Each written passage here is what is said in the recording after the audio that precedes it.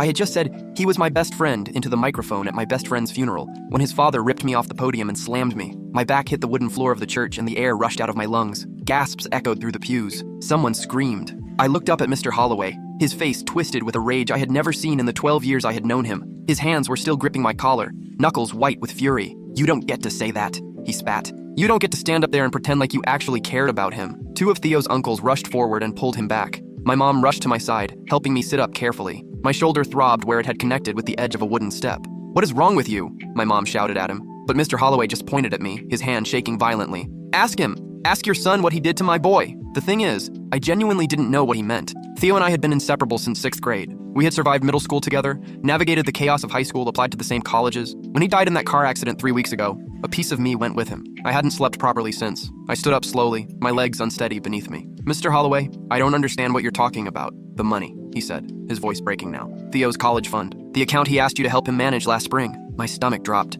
6 months ago, Theo had asked me to help him set up an investment account. He wanted to grow his savings before freshman year started. I had some experience from helping my dad with his small portfolio, so I agreed. We opened a joint account so I could make trades on his behalf whenever he asked. "I never took anything," I said. "Every penny is still there. I can show you the statements right now." Mr. Holloway laughed, but it was hollow and terrible. "The account is empty, transferred out 2 days before he died, and the only other person with access was you." The room started spinning. I grabbed the edge of a pew to steady myself. "That's impossible," I whispered. But even as I said it, my mind was racing. 2 days before Theo died, he had texted me something strange. Just 3 words: "I'm sorry, brother." I had assumed he was being dramatic about some argument we'd had over a video game. I had texted back a laughing emoji and went to sleep. He died the next morning on his way to school. "I didn't transfer anything," I said, looking around at all the faces staring at me. Some looked sympathetic, others looked uncertain. A few looked completely disgusted. Someone else must have accessed it. Maybe Theo himself. "Don't you dare," Mr. Holloway growled. "Don't you dare blame my son for this." My mom stepped in front of me protectively. "This isn't the place for this. We can sort this out later, with the proper authorities if needed."